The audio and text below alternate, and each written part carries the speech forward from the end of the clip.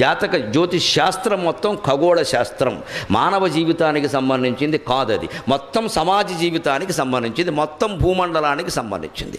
అతివృష్టి, అనావృష్టి, అష్టగ్రహ కూటమి, సూర్యగ్రహణం, చంద్రగ్రహణం, ఏ పంటలు ఏ కాలంలో పండతాయి, ఇవన్నీ చెప్పడానికి జ్యోతిష్ శాస్త్రం. కానీ నీ చెయ్యి నా చెయ్యి, నీ మూతి నా మూతి చూసి చెప్పడానికి కాదు. అది దాన్ని అలా చేసేసారు మహానుభావులు, వారికి నమస్కారం. ఎందుకంటే వ్యాపారం చేయడానికి బాగా వీలు, మనిషిని ఎంత భయపెట్టేస్తే అంత వీలు. అందులో మీరు మీ జీవితాల్లో మీకు చెప్పిన చూసుకుని 90% అబద్ధాలే, 10 కూడా జరగవు. ఆ జరిగిన వాళ్ళ చేత చెప్పిస్తారు టీవీల్లో, అవి మనం నమ్మేస్తూ ఉంటాం. జరిగే అవకాశం లేదు. జ్యోతిష్ శాస్త్రం సమిష్టి జీవితానికి సంబంధించింది తప్ప వ్యష్టి జీవితానికి సంబంధించింది కాదు. వ్యష్టి జీవితం మీద ప్రభావం ఉంటుందండి. ఈ ప్రాంతం అంతా వాన కురిసినప్పుడు అందరి మీద పడుతుందండి, కానీ గొడుగేసుకున్నవాడి మీద పడుతుందా?